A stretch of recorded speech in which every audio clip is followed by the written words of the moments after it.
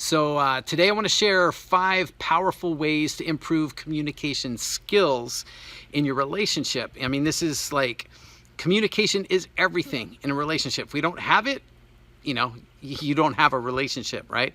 And this is something that people, couples, and parents even go everywhere are struggling with, right? How do we communicate? We need to communicate more, right? How do I communicate? What do I say? What do I do? How do I get my husband to open up and talk? How do I have talk with my spouse or with my kids without it ending up into an argument, right? Why is it that there's like this, we're like roommates now, or friends, rather than we are husband and wife or a couple? Okay, it's things like that, right? So having some communication skills, it's like super important, right?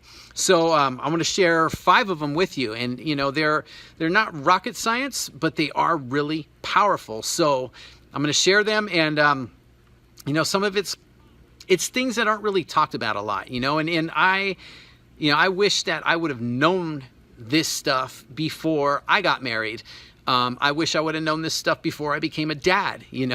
I wish I would have known this stuff, in several jobs that I had over the years, because it would have saved me a lot of conflict, with bosses and in stress and struggle in the jobs that I had. I mean, communication's everything. All right. So number 1 is, and I'll say this till I'm blue in the face. If you watch my other videos, where I talk about communication, safety first, and that's like any workplace you go to, right? That they don't want accidents there. They want safety. Safety's number 1, right? It's the same thing in a relationship with communication, right? It's creating safety. If you don't have safety, you're not going to have a very good conversation, right? That's when that's where like arguments happen. That's where you get a significant other who like puts the hand up and says, I don't want to deal with this right now.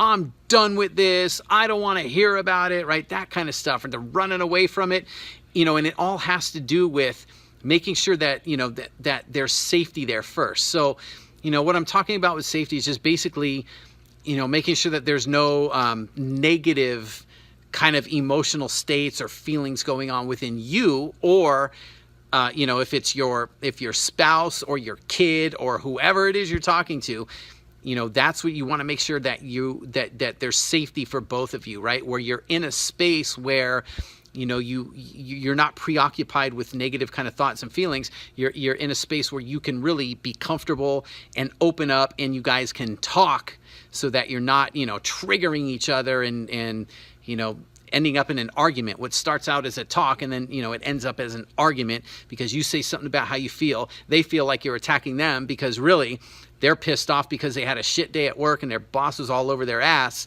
and they're taking it out on you for some reason, because it's just not because of you, but because of maybe something that you said, right? Things like that. So safety first, that's number 1. So number 2 is it's small talk, right? It's creating small talk, and it's kind of funny how simple of a concept it is, but how few people do it, right? We always want to talk about the most important, pressing stuff, right? Serious stuff, right? Major issues going on, and a lot of times it's kind of like it's like warming up, the person that you're trying to talk to. That might be like a big thing that just kind of makes them defensive all of a sudden for whatever reason. So but when you could break in with like small talk, man, it changes everything, right? Just talking about something little, how was your day? Or, maybe, if it's like your husband or your boyfriend and he's into sports, asking him, how's your team doing, man? How's your football team doing this year? Or, what's going on? Did they play today? Or, things like that, right? And you might not really be interested in that, but they are, right? And when you talk about things that other people are interested in, it makes them more open and receptive, makes them want to talk a little bit more, right? Number 3 is talk time, right? And, it's something that most couples don't do. It's really making time, like, and sometimes you have to schedule it because we live lives that are very, very busy these days, and there's always like, God, we don't have time, or I don't have time. I'm busy. I'll do it later, but, later never happens. and we never bother with making the time. So, you know, it's scheduling a time where you guys can sit and you can talk. And, you know, you might do it once a week, and it's a good starting place, you know, to be where you guys both have time, and you schedule it in, and it's non-negotiable. Like, no matter what's going on, you schedule everything around that time. It's going to happen.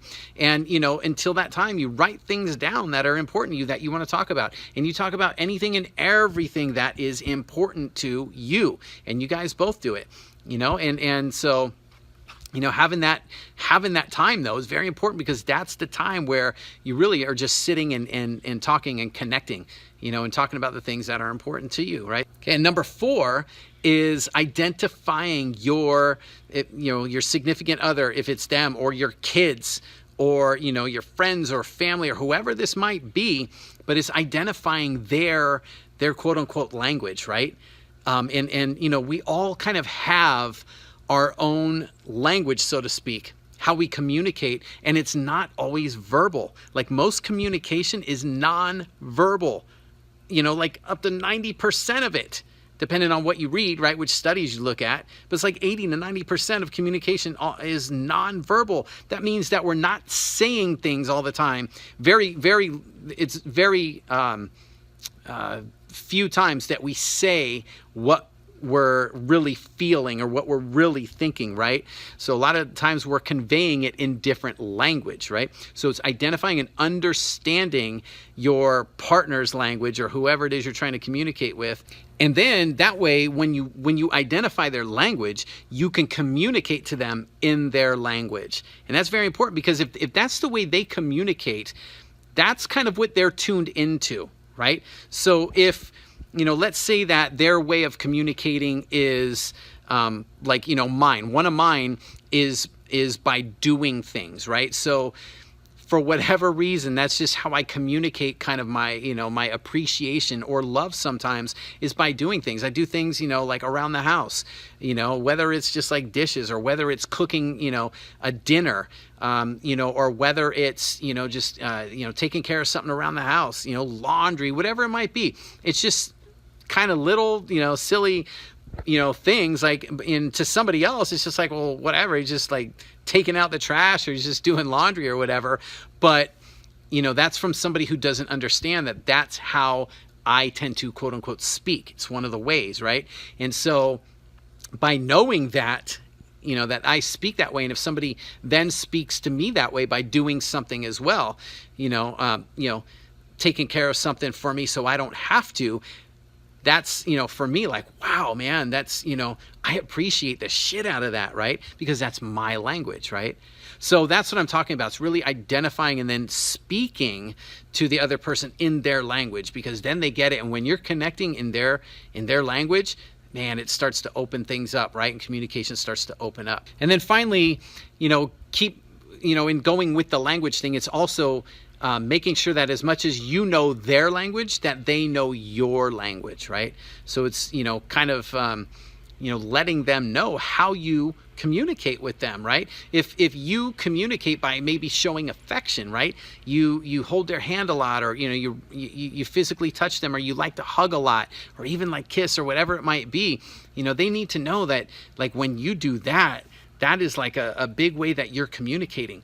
And so that you like to be communicated with that way as well, right? So it's not, you know, just knowing their language and communicating with them, but that they know yours, and, you know, they could communicate in your language as well. And man, I'm telling you, those are 5 things that are not rocket science, but they're not talked about enough at all.